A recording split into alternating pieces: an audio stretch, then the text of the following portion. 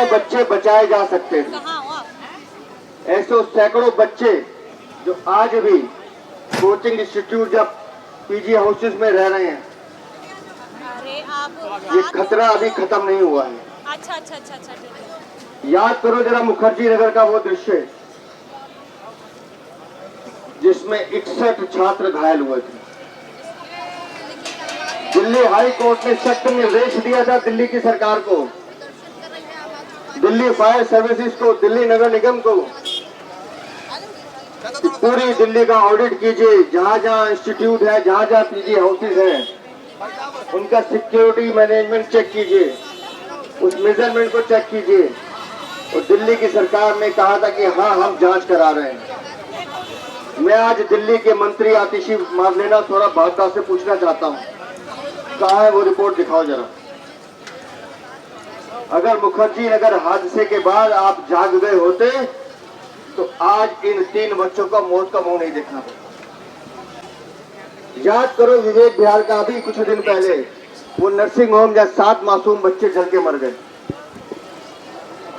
अगर दिल्ली की सरकार उसके बाद भी जाग गई होती कि हर उस बिल्डिंग का स्ट्रक्चर चेक कर लिया होता जहां बच्चे पढ़ते हैं या जहां बच्चे ज्यादा मात्रा में रहते हैं, तो शायद ये बच्चे बच जाते। मैं उस पूरी रात वहां लगभग 4 घंटे रहा हूं।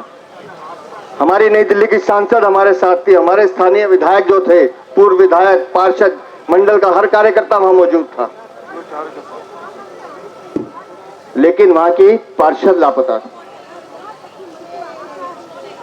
और जो मंजर हमने देखा है, जिन बच्चों के साथ वो घटना घटी है, जो 30 बच्चे अंदर थे जो भाग के बाहर आ गए, बाकी बच्चे वो बता रहे हैं कि 15 सेकंड में घुटनों तक पानी था, 30 सेकंड में कमर तक आया, और 60 सेकंड आते आते हम 6 फुट का बच्चा एक बता रहा है कि मैं पूरा पानी के अंदर था 1 मिनट के अंदर।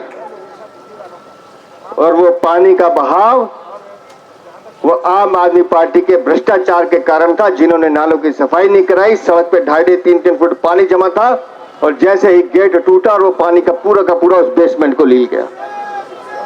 आप कल्पना नहीं कर सकते हैं। एनडीआरएफ के जवानों से मैंने बात की जो अंदर पानी में कूद के उनको बचाने जा रहे थे। 12 फुट का बेसमेंट पूरा पानी से भरा हुआ, फर्नीचर पानी में तैर रहा है, किताबें पानी में तैर रही हैं, और जब वो उसमें डाइव करता था तो वो बेंच उसके सर पे आके लगता था। कीचड़ वाला पानी, लाइट वहां थी नहीं, ऊपर से टॉर्च जलाई जा रही थी। किन परिस्थितियों में उन जवानों ने मेहनत की है, वो पूरा का पूरा जो एक कारण है वो आम आदमी पार्टी की सरकार का भ्रष्टाचार है। दिल्ली के मुख्यमंत्री जेल में है। मुझे एक बच्चे ने बताया कि दिल्ली की हालत कैसी है कि एक ड्राइवर बस चला रहा है, चलती हुई बस में सभी पेशेंट्स को, जितने भी उनके यात्री बैठे हैं, सबको कहता है अपनी सीट बेल्ट बांध के रखो, और चलती बस में उतर के चला जाता है ढाबे में खाने पे, और बस अपने आप चल रही है। वही दिल्ली की सरकार है कि चलाने वाला कोई नहीं है। ये ऐसी सरकार है जो सिर्फ जेल से चल रही है। जेल से चलने का परिणाम है कि दिल्ली का हर अफसर, हर विधायक, हर मंत्री सिर्फ एक ही काम में मस्त है कि कैसे अपनी जेब भर सकूं, कैसे मैं भ्रष्टाचार कर सकूं। और कितनी बेशर्मी से इनके मंत्री सौरभ भारद्वाज कहते हैं कि सरकारी अफसर हमारी बात नहीं सुनते।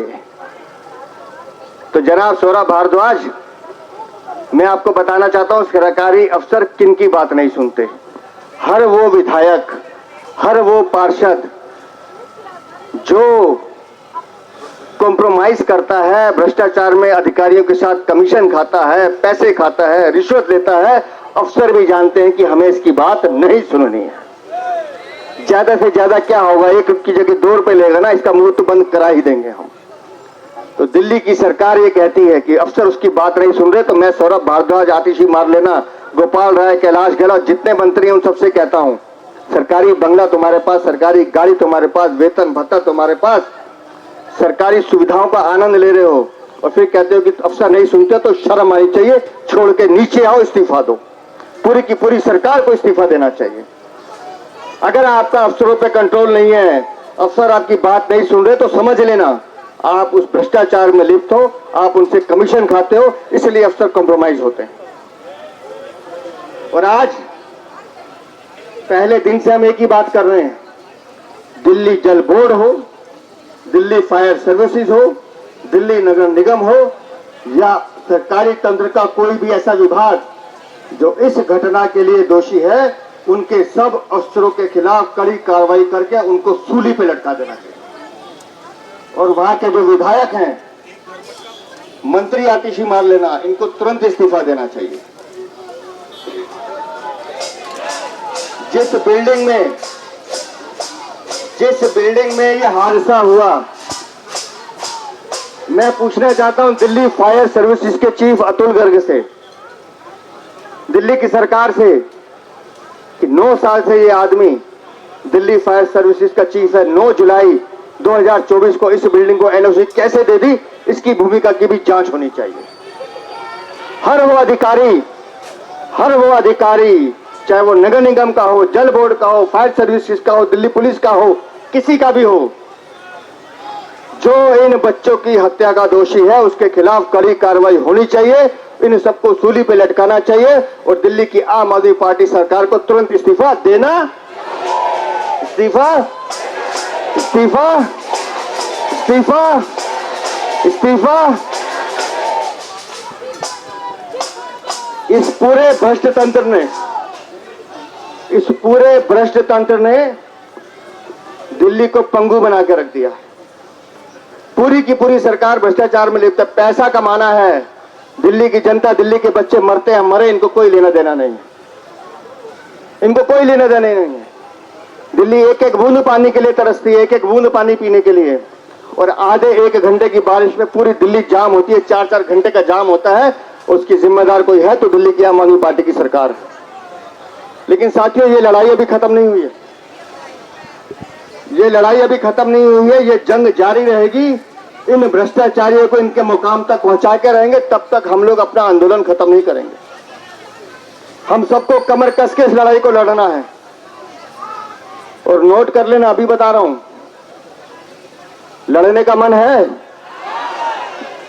आधे अधूरे हैं भाई, लड़ने का मन है, लड़ने का मन है तो नोट कर लेना, कल सुबह राजघाट 10 बजे।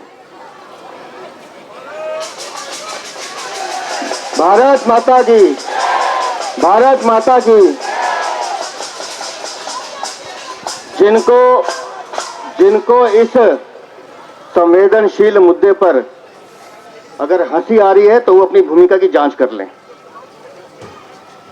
जब मैं कह रहा हूं आंदोलन करना है तो ये गुस्से और आक्रोश से करना है, इसलिए करना है कि वो बच्चे हमारे आपके अपने घर के हैं। वो दिल्ली में अपना भविष्य, देश का भविष्य बनने आए थे, वो दिल्ली में मरने के लिए नहीं आए थे। लेकिन इस दिल्ली की सरकार ने इन बच्चों को उस मौत के कारखाने में धकेल दिया जहां इन बच्चों को भेड़ बकरी की तरह ठूस के डाल दिया। आप उम्मीद कीजिए ना, बेसमेंट में लाइब्रेरी, और वहां भी वो कार्ड लगा के एक्सेस मिलती है, क्या बोलते हैं उसको, बायोमेट्रिक से एक्सेस मिलते हैं। दरवाजा खुलता नहीं है, तो बंद हो गया दरवाजा तो खुलेगा नहीं। और आज मैं मांग कर रहा हूं दिल्ली की सरकार से भी, माननीय उपराज्यपाल से, कि पूरी दिल्ली का ऑडिट कीजिए, ये हादसा किसी के साथ दोबारा ना हो, किसी माँ के बच्चे फिर उसके से ना बिछड़े, किसी घर का चिराग इस तरह से ना जाए। हाथ जोड़ के कह रहा हूं, जो चले गए उनकी शहादत को नमन कर रहा हूं, लेकिन बाकी कोई हादसा